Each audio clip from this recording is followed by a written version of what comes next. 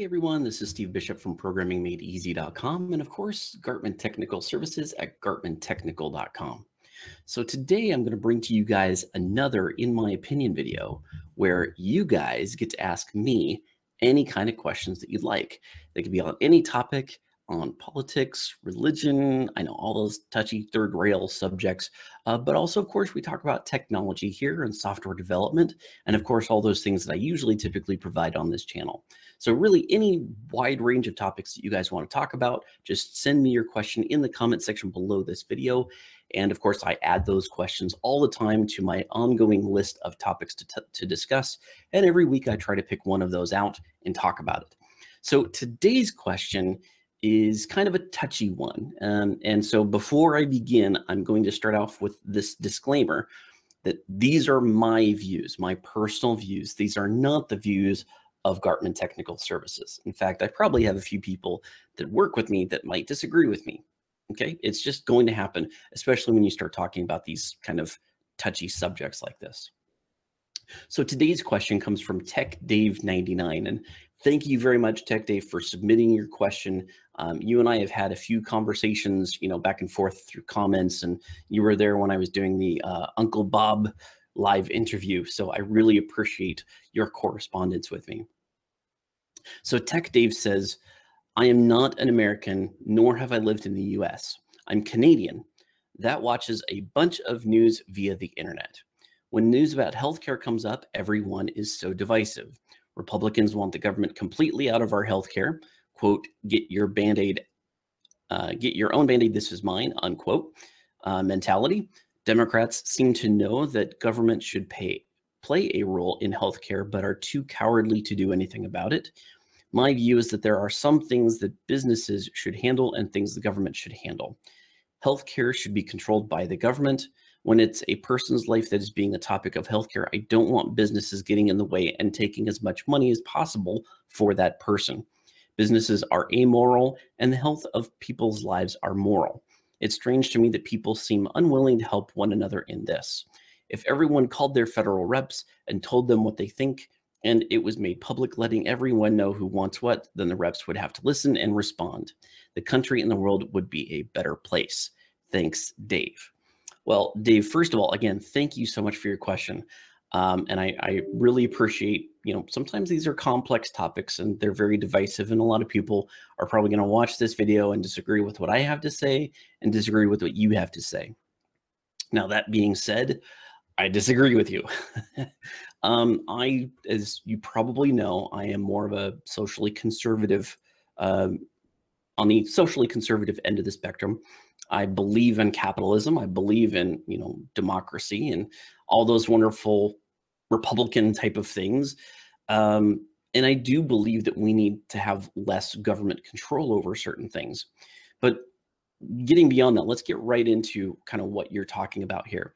So recently, and this is especially, very recently, there was some new things about Obamacare being rolled back, which for those of you who don't know, Obamacare, we call it Obamacare. It was actually called the American Affordable Care Act. That's what it was called, the ACA.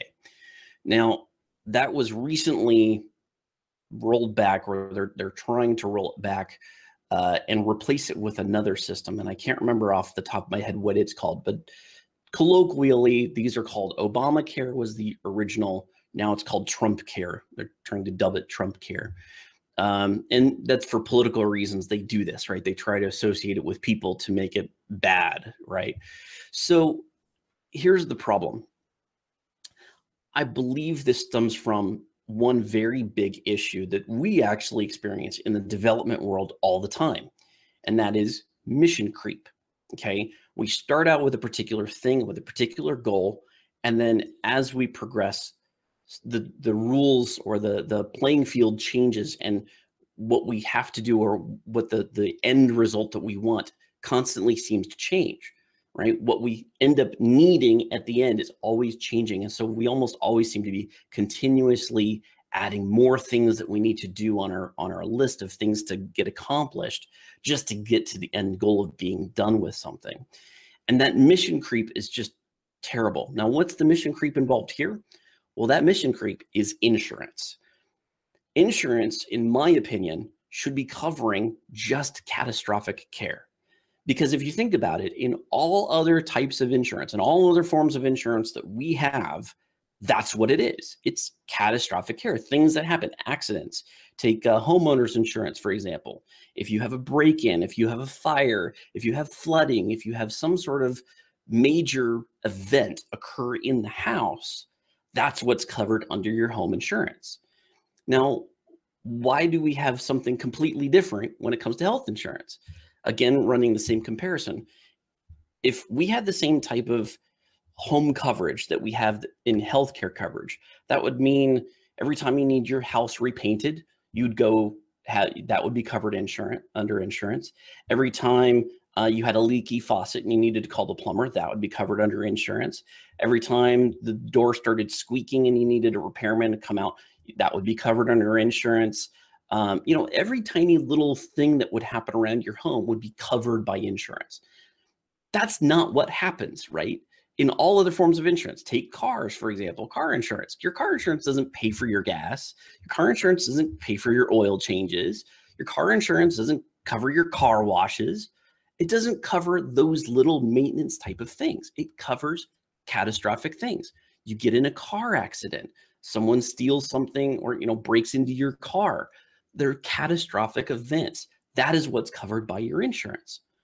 Why wouldn't it be the same way with our health insurance? Why do we have to have all of your medications are covered, every doctor visit is covered, you get a cold, so that's covered. Why are we covering all these tiny little things? And it's become a mission creep. And as that happens, as health insurance covered more and more of these little things, the expensiveness, the price tag of having health insurance went up for everyone that was involved in health insurance, because now everybody has to cover all those little things. And then with Obamacare, you essentially exploded that. You made it so that everybody had to be covered for all of those little things. So your health coverage, as everything gets expanded on what is covered and how many people are being covered, that's obviously going to balloon up the costs. And again, we see this in the development world, right? We start out with a particular goal, and as that goal creeps, as the mission creep sets in, the cost of providing those things and creating those extra features gets more and more expensive to the client, and the client gets upset, right? Because this isn't what you originally told me on this quote. Things have changed. Why is that? Well, because you changed things. You gave us a new mission. You gave us a new end goal. So that's the problem, right? I'm trying to define the problem here. That's where I think the actual source of the problem. And there's also tort reform. That's something else that needs to be in there. There's a lot of the insurance for the doctors is astronomical. Okay, they have to have such incredible costs that they have just to provide medicine, due to having malpractice. They have to have this malpractice insurance that is just ungodly costly, and that's contributing a lot to our costs. But the bottom line is, I think we have to try to get back to this capitalistic thing, but still maintain that morality that you're talking about, Dave. We have to go, I believe that the best solution in almost every circumstance, and there is a qualification there, almost every circumstance, the best solution is capitalism, okay? And the only way that capitalism works is if whoever is providing a service, the customer has to pay that particular provider, and that creates competition in the workplace. And with competition, or not the workplace, but that creates competition in that particular environment, in that particular industry. You have to have that competition in order to keep costs low. And right now, there's no competition. Health insurance providers do not have competition. Well, they do, but it's not the same, right? They're not competing for our dollars. They're not competing for us. They're competing for health insurance dollars, right? They're trying to gain money from the insurance companies, not from us. So their interest is not in trying to make us happy by keeping costs low. Their interest is in how much can they charge the insurance companies for every time we come and visit them. Okay, that's why you get so many unnecessary tests that go on. Sorry, my phone's ringing here. But that's what you get for the, okay, it's gone, sorry. This particular problem is going to continue to happen so long as we don't have some sort of way of forcing the costs to stay low. Okay, and competition is really the only way that we know of to do that. When the government gets involved and tries to force those types of things, we've had nothing but problems. And that kind of gets to the heart of what you were saying here, Tech Dave, about the divisiveness between Republicans and Democrats. First of all, this is always going to be a divisive thing between Democrats and Republicans. It's just the nature of politics, right? Everybody has to pick a side and stick with it. There can't be any compromise, because as soon as you compromise, you lose your constituency. So there's always, even though there's probably some good middle ground there, and there's probably some overlap between both sides saying, well, I agree with what you're saying, but I can't do that because I would lose the votes, or I would lose the funding, I would lose the money. So unfortunately, politics is really a bad arena for this type of thing to play out in, because it's not driven by what's in the best interest of the people. It's based upon the best interest of the politicians, which is why Republicans don't want these things to go to government. We don't want the politicians to be in charge of our healthcare. You're saying that the businesses are amoral. Well, so is the government. The government is not a moral institution as much as we'd like it to be, because it's based upon laws, and laws are supposed to be based upon morality. That unfortunately is not how government works. It never has been. Okay, we have to only give enough control to the government for them to do what is necessary to keep our society going. Okay, that is what really the government should be. And the more power we give them, the more empowerment and the more things that we give to them, the less influence we actually have over our own lives. They have the control. So you don't want the businesses to get involved. I agree with you. I agree with you. I don't think insurance should be nearly what it is. I don't think it should have this mission creep. I think it should strictly be for catastrophic care. That's what insurance should be for. And we've allowed them to get into this because of good morals, right? We've allowed insurance companies to gain more and more of these, cover more and more of these things because we think it's a moral thing to do. It's our healthcare. Now, let me get on to the subject of whether or not healthcare is a right, because that's kind of a fundamental division also in this particular discussion. The left tends to think that, healthcare should be a right, while the conservative side says, no, it's not a right, it's a service. And I tend to side on the conservative side of this, only because healthcare providers, the doctors, the nurses, etc., the technicians, they have gone through years of study and education in order to gain a particular skill, just like you and me. Okay, you and I have gone through many years of training, and we've learned skills that are applicable that we charge our employers for, or we charge our clients for. And because of that, we are constantly competing, right? We're constantly competing. We want to get the best wage that we can get for the job that we want, but we don't want to go too far because we know we're not going to get that job, or we're going to get fired, or they're not going to give us the wage that we really want if we ask for too much. But the bottom line is, we have gone through years and years of service and training in order to have the skills that we have, and we provide those skills at a cost based upon our skill level. And that's essentially the same thing that doctors and nurses and technicians have to be able to do. They need to be able to charge based upon their skills, right? They need to be able to set their own pricings, but they are competing. They should be competing for our dollars, okay? For our money, for the money that's in my pocket. If I'm going to go see a healthcare professional, I want to be as inexpensive as I can while maintaining the best care that I can get for my dollar. And that usually balances out to a good solution, right? That finding the right healthcare provider, the right, doctor or nurse that I can pay inexpensively to get the care that I need. And as my needs grow, as my health requirements grow, it's going to become more costly for me to do that. And I need to plan for things like that. Okay. Now, that is my sense of self-responsibility. I understand, though, that there are many people who are not as fortunate as me, and they have pre-existing conditions. They have, they have ongoing care. They have mental issues that they need to see a doctor regularly about. And those are the types of things that they themselves cannot necessarily cover the cost of doing. And for that, this is where I'm a bit more, I guess, socially liberal. I do think that we should allow the government to set aside funds for people who need those particular funds.